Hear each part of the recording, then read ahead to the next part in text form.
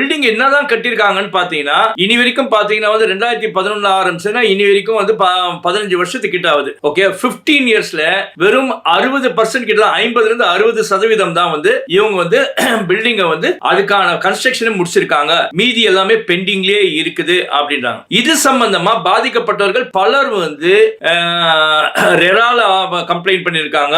அப்புறமா வந்து தமிழக அரசு காவல்துறையில கலெக்டர் கிட்ட இதெல்லாம் கம்ப்ளைண்ட்லாம் பண்ணிட்டு நீதிமன்றமும் நாடி இருக்காங்க.